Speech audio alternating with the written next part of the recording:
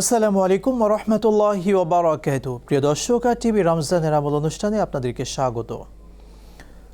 আল্লাহ সুবহানাহু ওয়া তাআলার রহমতের মাস, নাজাতের মাস, পয়গামের মাস চলছে রমাদান।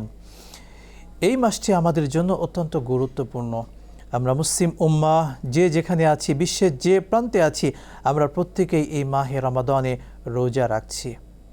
দর্শক, আজকে আমাদের মাঝে ফিতনা বেড়ে গিয়েছে। আমরা মুসলিমরা একে অন্যের সাথে লড়াই লিপ্ত হয়েছি, ঝগড়া বিবাদে লিপ্ত হয়েছি, মুসলিমদেরকে তছনছ করে দিচ্ছে এবং ধ্বংস করে দিচ্ছে। এই ফিতনা কিয়ামতের আগে এগুলো এই শেষ নবীর উম্মত যারা হবে, আমাদের জন্য একের পর এক ফিতনা আসবে এবং এগুলো দিয়ে আমাদেরকে পরীক্ষা করা হয়ে থাকবে। এই ফিতনার সময় আমাদের করণীয় কি?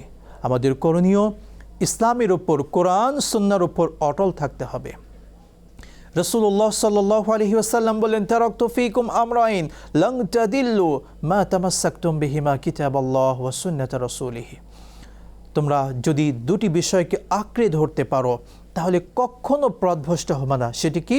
আল্লাহর কিতাব এবং রাসূলের সুন্নাহ অর্থাৎ হাদিস। এই কোরআন সুন্নাহকে অনুসরণ করার দ্বারা কোনো অবস্থাতে আমরা বিস্মিত হব না, বিপদগামী হব না। এই ফিতনার সময় আল্লাহর কাছে বেশি বেশি করে দোয়া করতে হবে।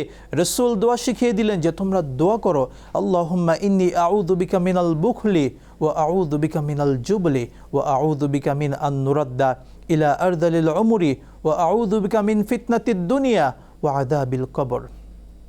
রাসূল শিখিয়ে দিলেন তোমরা 5টি বিষয়ের জন্য আল্লাহর কাছে দোয়া করো। 1 নাম্বার, তোমরা কৃপণতা থেকে বেঁচে থাকার জন্য আল্লাহর কাছে দোয়া করো।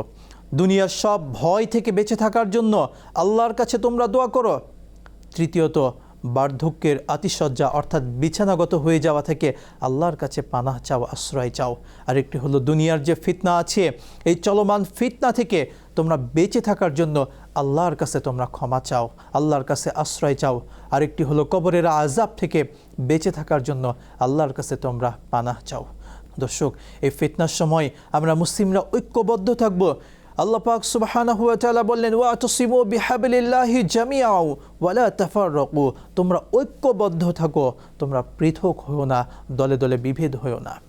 দর্শক, এই জন্য আসুন আমরা সমস্ত প্রকার ফিতনা, ফাসাদ, মারামারি, হানাহানি, লড়াই সব কিছু থেকে বেঁচে থেকে আল্লাহর বান্দা হয়ে যাই, পরস্পর ভাই ভাই হয়ে আমরা দুনিয়ায় চলি।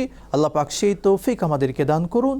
آمين. والسلام عليكم ورحمة الله وبركاته. يا الله